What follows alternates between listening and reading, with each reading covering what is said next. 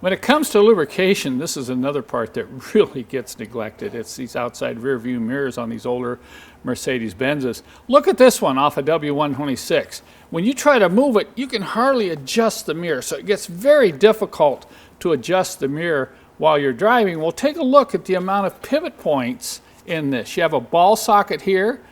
You have another ball socket right there. You have a pivot point there, a pivot point there, a pivot point there, and one right in there. These get as dry as can be. Now, if you just try to put some grease on these, it isn't going to really work because you need something that will penetrate down in these ball sockets and penetrate down inside these riveted joints. So the grease of choice for me is the thick, real thick synthetic. This is 100% synthetic grease. And I really believe that synthetic grease is the only thing that's going to hold up inside these mirrors, because these are subject to moisture and even water under extreme driving conditions. So I use a curved tip syringe that comes in our kit. Both of these come in my lube kit. And this curved tip syringe is ideal for lubing these mirrors. I'll turn it upside down, push out the air like that.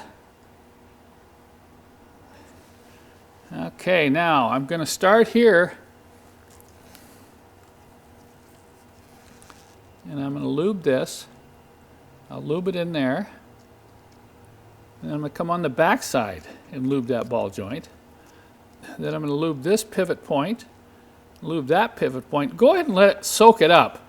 I'm going to sit here and let this drain for a while. So don't worry about getting too much lubrication on. We'll let it drain. And then this ball joint here is a tough one to lube.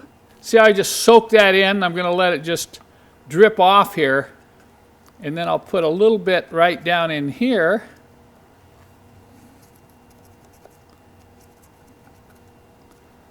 Now on the W123 and some of the older mirrors, you don't have as many points to lubricate, but you can see why this is so critical, particularly on the W126 manual adjusting mirrors. All right, so I'm going to leave it like this, tipped up a little bit.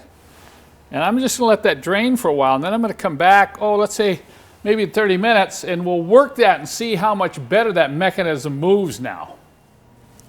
You can see how leaving it here at an angle over this paper towel and let it drain off has gotten rid of a lot of the excess synthetic oil that I've put in here. Now I'm going to leave the rest of it in here. And you can see already there's quite a change in how easy this moves. Now to really exercise this thing, I need to get it back on the car. But before, I couldn't even turn this without excessive force back and forth like this. So I'm going to go ahead and mount this back up on the car, and then I'll probably exercise it some more, and it'll really be nice to adjust. One thing here, there's a little set screw that you can adjust. If this ball socket is too tight, you can loosen that screw up, or if it's too loose, you can tighten that up. But don't mess around with this set screw until you've thoroughly lubricated your mirror. And if you should need information on how to remove your mirrors from your car, I do have some videos available on my website on how to get these mirrors on and off safely without breaking pieces.